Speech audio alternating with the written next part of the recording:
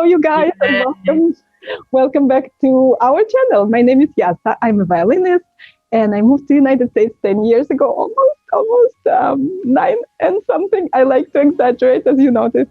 And I'm telling you my story, the journey of moving countries, but also I think very important mission that I found by doing this, bringing awareness about different cultures, because I truly think that right now we are so sensitive about the topic of tolerance, about topic of immigration, and what we don't know, we are a bit afraid of and thinking maybe in less positive terms. So I just want you guys to know us. We are coming from all over the world, and we are people worth knowing. And I think anyone will be lucky to know my sister, Claudia. Hello, Claudia. Hi. What about you? How you feel being Russian abroad?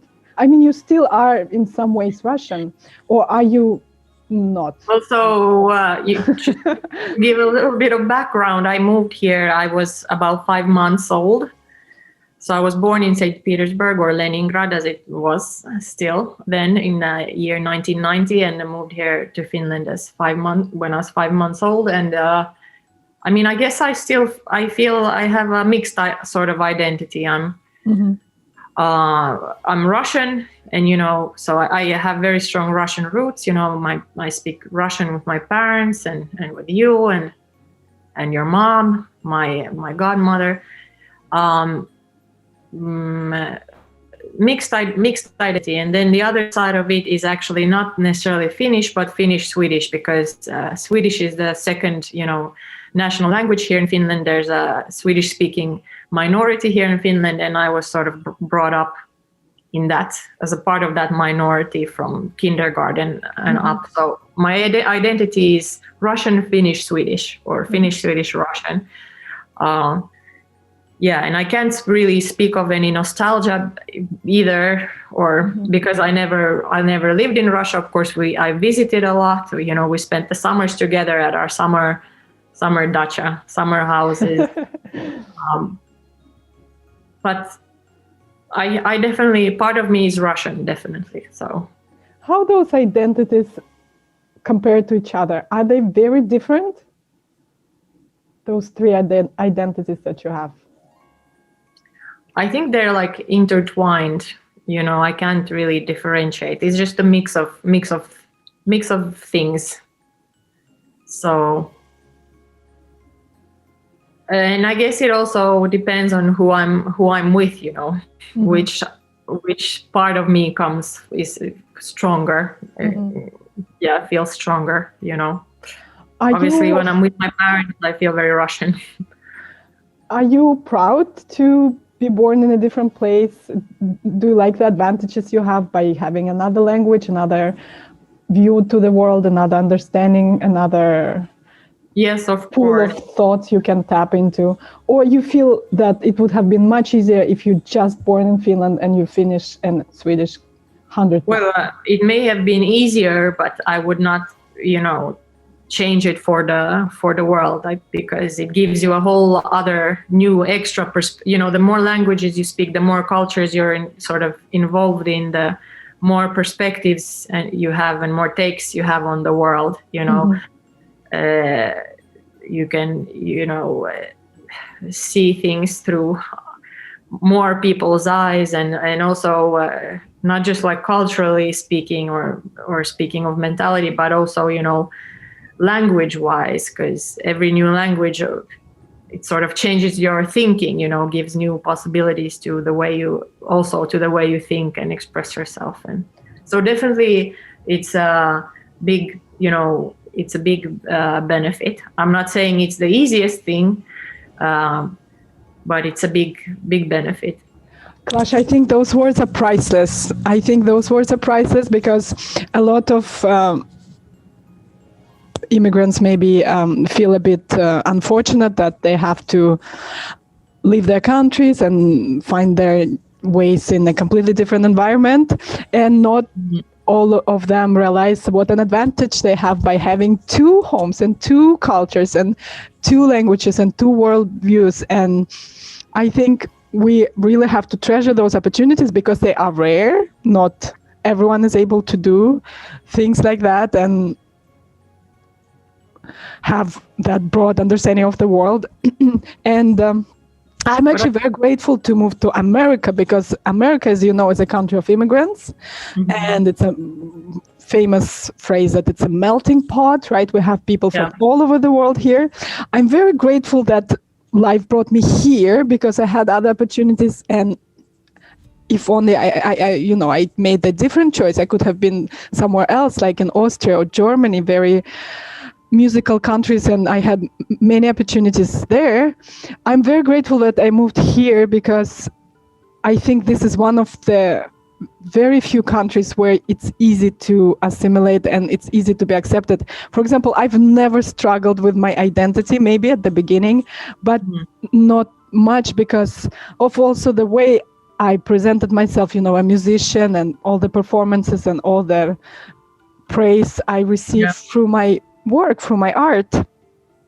So for me, it was always a mission to just represent Russia in the best way and being an ambassador of my country, because there is a lot of controversy surrounding Russia, of course, and because it's a huge culture and a huge country, and everything so great is an unknown can be scary.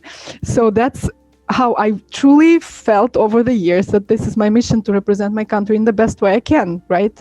In a kind, spiritual, intellectual, poetic way. And I wouldn't change my life path and my story for anything. And I also 100% agree with you that it's not easy. It's anything but easy, but it's worth it at the end. You've definitely succeeded in your mission to represent Russia in the best possible way.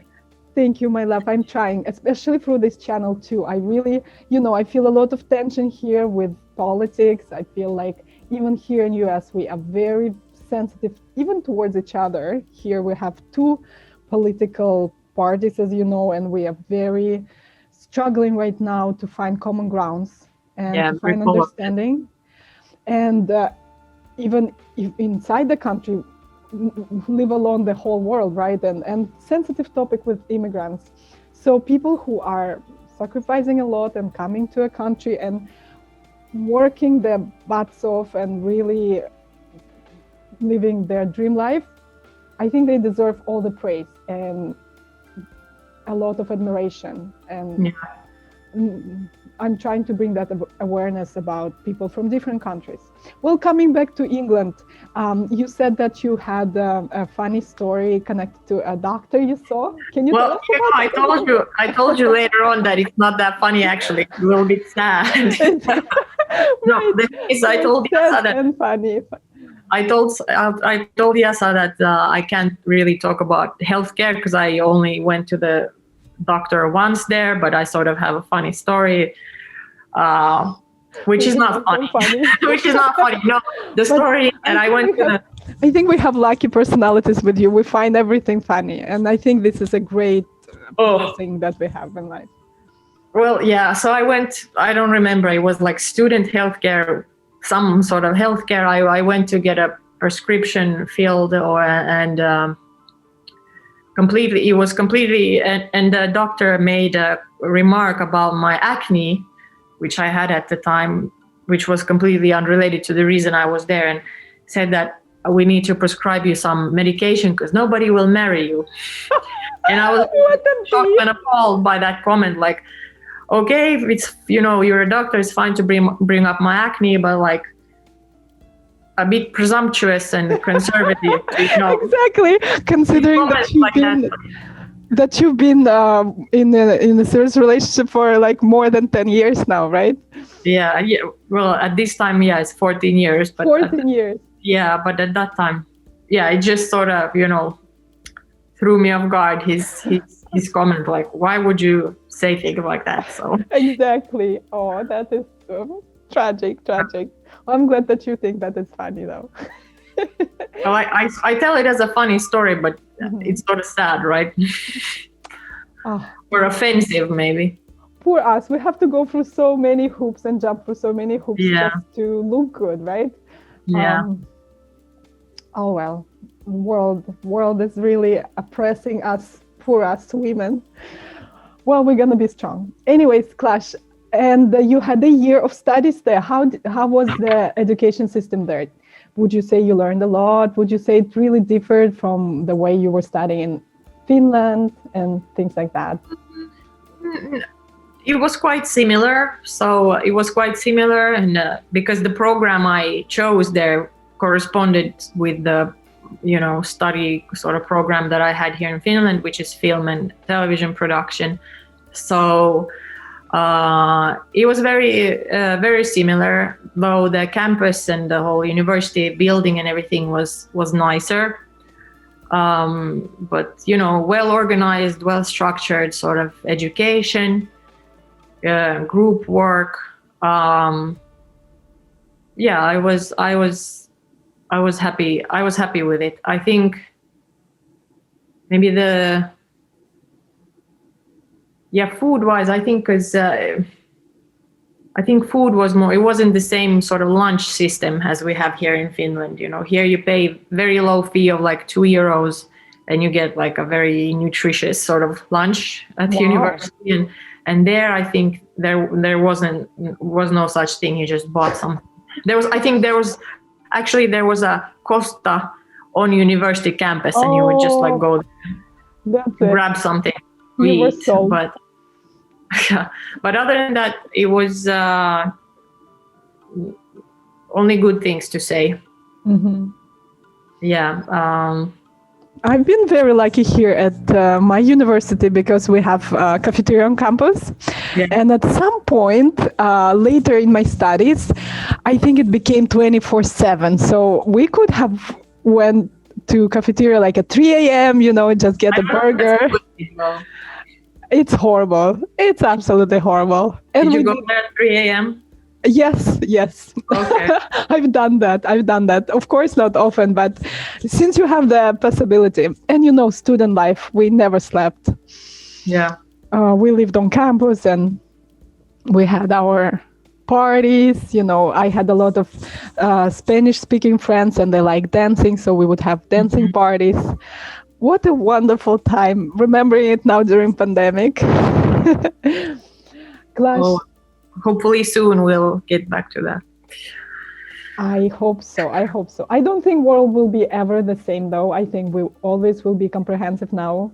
Well, they keep saying that the world will never be the same, but like what exactly will change? I don't think I will be ever comfortable gathering in large spaces. Like I don't think I want to go to big gatherings anymore. Like if I go to huge concerts, I will always wear masks now. I don't think I ever... I hope I get rid of that feeling of being scared of crowds. Yeah, but the virus will never go away. It will still be here. And I think when I will fly, I will wear a mask. Well, we'll know more. We'll know more as it goes, What are your New Year's resolutions? First of all, you can't tell your New Year's resolutions, right? You can't? Is it a thing? I didn't know that. I'm not sure.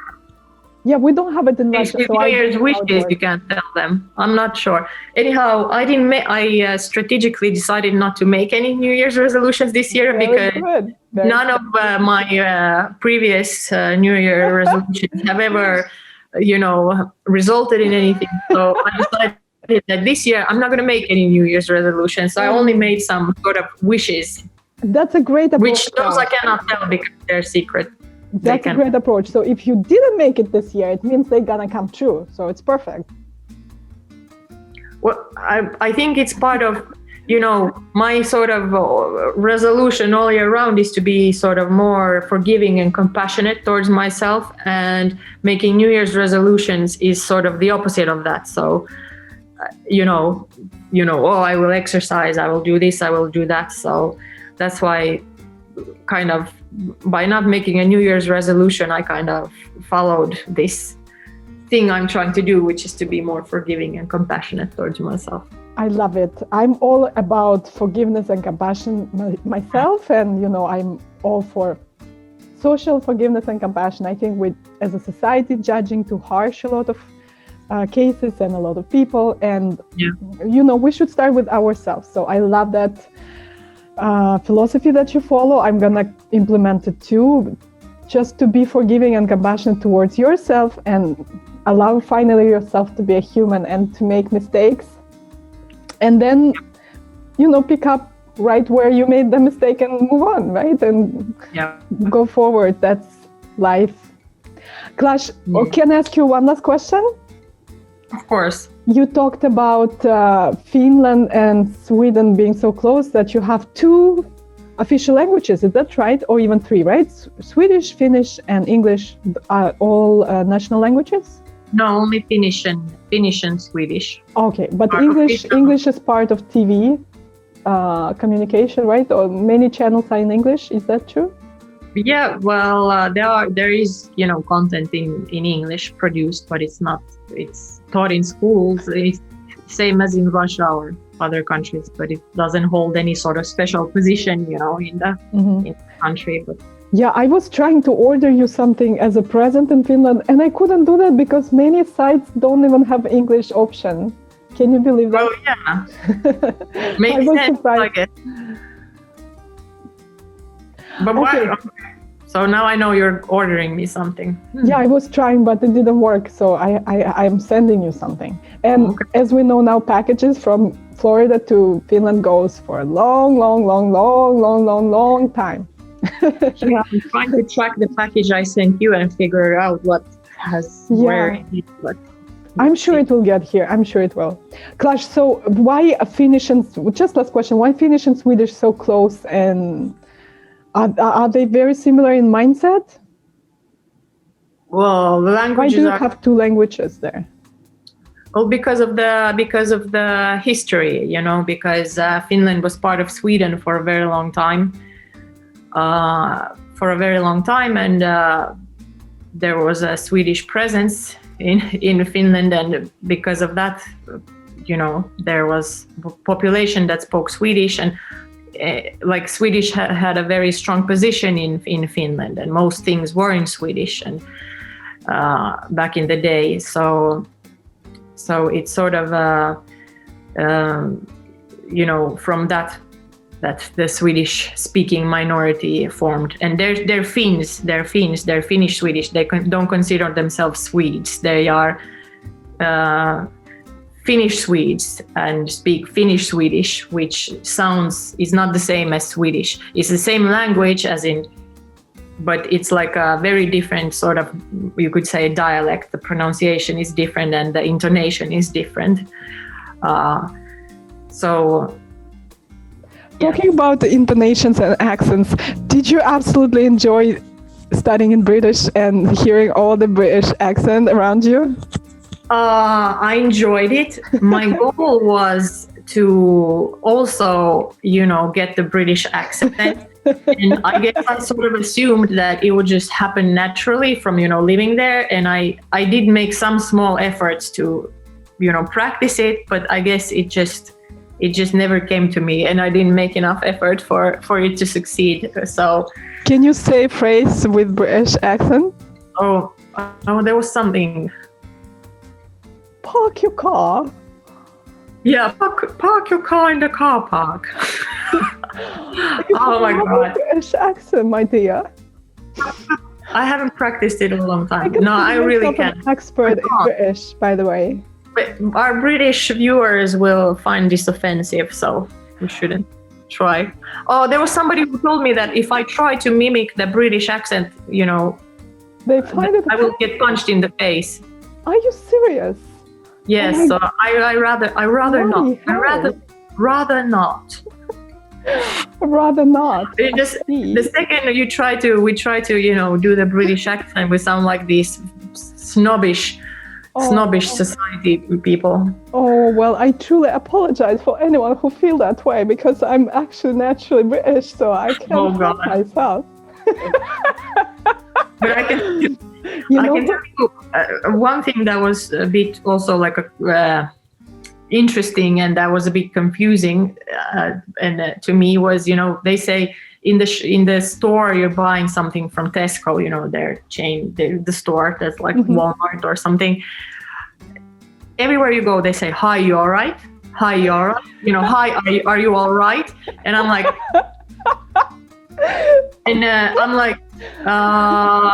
why, yes, I'm fine, thank you.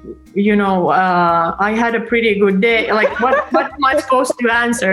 And then I learned, like, you don't ask, "Hi, how are you?" You know, shop in the stores. So I was very confused. Like, they actually want to know if I'm all right, or. But then I learned. But then I learned that you're supposed to answer, like, what was it that you're supposed to answer? Bloody hell! No, something like this. You know, like. You know, something. Thank you, or it was something very. It was some. I forgot already, but it's the reply is just as like short as "Hi, you all right?" That's what you're supposed to reply back. But it was confusing to me because, like, okay, do they want to hear my life story or? Well, for the longest of times here, I was very confused myself because, you know, we say, "How are you?" right? And you know, you're supposed to say, "Good, and you?" That's good, it. Thanks, and you, yeah. Good, and you. That's it. That's it. You're not supposed to say, "Oh, I'm fine, thank you very much. I just had a beautiful walk, and you know, I'm a bit hungry, so I'm going to Starbucks." You know, you're not supposed to say those things. I'm just Googling what's an appropriate response to a British person asking how. Yes. Yeah, so sometimes I'd say, "All right." Yeah, they say just, "You're right." And someone else is writing, and I'm always a bit confused on how to respond. So whenever I say here, "How are you?" I still expect them to answer, and sometimes they don't. So I'm like, what rude people. But the truth is, it's just like, "Hello." You don't even have to answer. You just say, "Fine, you?" "Good, you?" In Russia, we want to know your story. Like, if you got asked that question, it means we really want to know what's going on. Yeah, nobody here, if you go to a cafeteria or anywhere, nobody's going to ask you, "How are you?" It's just very, very strange, you know. Yeah, and in Russia, I think a lot of people would say, "Well, really not well, actually. You know, I have, my back hurts, and, you know, I was just fired, and my kids are assholes," and things like that. Well, Clash, thank you so much for this conversation. You always make me smile, and you brought so much joy in my day today. And thank you again for doing this. Let's think of more topics to talk about in the future. Come up with some. Thank you for having me, and, you know, wishing you a great day. Thank you, my love. And I think people really enjoying seeing you. I got lots of good responses, and well, that's nice. But this episode is not really. We kind of went off track a few times. Not too much about London. Yeah. Well, anything else you'd like to tell us about London? Well, Camden Market. I really like Camden Market. Okay. It's a marketplace. I can't wait to go to London. I don't know if you know that about me, but I'm fascinated with Britain, and I'm fascinated with Queen and the royal culture. And I watched the wedding of Meghan and Prince Harry, I think, right? Yeah. And I just love Harry Potter and Conan Doyle and Sherlock Holmes, and I love everything about Britain. I love the accent. Well, that needs to be your trip after this pandemic. I can't wait. You know, first trip I'm making after this pandemic would be England, and I want to go to Ireland. You know, my favorite poet is Irish. I really, truly feel connected to Ireland spiritually. I want to go to Scotland just to see, you know, the place where they were filming. I think they filmed Lord of the Ring there, or Game of Thrones, one or the other. I don't know. And I can talk about England forever. I can't wait to go. So maybe we'll go one day together. You'll show me around. After this pandemic. Yeah. Okay, sis. Guys, please like and subscribe. It will give us a boost of confidence, so we won't feel so bad about our acne. And we'll see you again soon. Пока. Bye.